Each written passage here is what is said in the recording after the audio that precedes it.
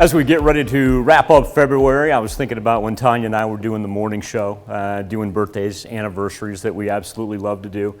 A happy birthday to those of you that may have leap year birthdays. We do not want to leave you out. We're going to celebrate yours today. And since we know that February the 28th is going to be a dry one, let's go ahead and wrap up our precipitation of what we've seen so far for February and also 2022. When we take the month into account, that's about, say about half an inch above normal right there. So we did pick up our fair share of rain. We're still down for the year, however, just about 7/10 of an inch, so really not too far off. But if you go all the way back to December 1, we're about 2.3 inches below our historical norm. So in some form or fashion, we are still kind of playing catch up from a little bit later in the late fall, early winter months. Here's the drought monitor right now. We have been able to shift a whole lot of the moderate level that is really just a sliver. And we see the severe down in northeast Oklahoma.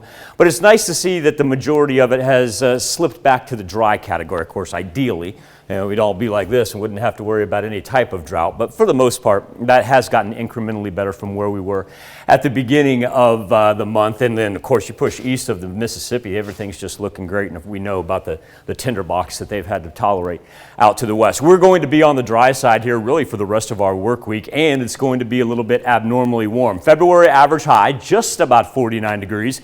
As a matter of fact, if that thing makes it up to 59, that'll bump that up to 48.5, and I'll go ahead and round up. The amazing thing is, though, with that average high of 50, that's not too bad for February by any means, but we all know it's been one extreme to the other right there. Very rarely were we able just stringing together some nice 50-degree days, but we're going to do that to open up March, that's for sure. In fact, 50s, we're going to cruise past that. We'll throw up some 60s and 70s here in the next 4 or 5 days. Over the 7th and range line right now, sitting at 57 degrees. Whoo, look at that humidity dropping all the way down to 28%. Don't have any red flag warnings out, but still, know with the wind coming in from the south, that elevated fire risk going to be a concern. 61 is our clubhouse leader right now in Independence, 57 in Carthage and in Parsons. Let's roll 59 in Miami. Double-digit temp change for just about everybody, especially for southwest Missouri from where we were at this point in time on Sunday, and then anywhere from about, say 8 to 10 degrees warmer in southeast Kansas. Skywatch Storm Tracker brought us a little additional cloud cover in from the northwest, but when we put on the old relative humidity map, in this area right here, we talked about, it's only 28% right now in Joplin, but this is our extreme conditions that we're seeing throughout central Kansas and down into central Oklahoma as well. So the fact that everything comes in from the northwest, whether it be cloud cover or anything else, stays all on the very, very dry side. And that's because the contiguous 48, frankly, just so quiet right now. We've got a big low pressure system that moved in off the Pacific Northwest, made landfall. Though it's pretty much going to ride the jet stream right along the Canadian border. Not going to have much southeasterly drop to it.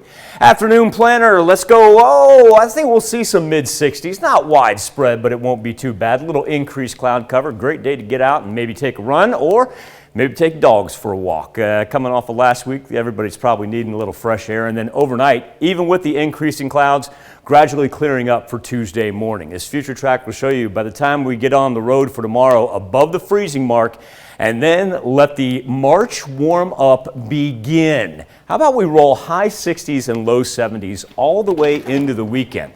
Next shot for some light scattered rain Friday night into Saturday morning. And Tanya, we've got a cold front coming Saturday into Sunday. Well, if the cold front only reads 51 as it passes through, yeah. Just think back 4 to 5 days ago, and all of a sudden, that's not too bad. Yeah, no single digit temperatures there. We can handle 51. Amen. All right, thanks, Michael.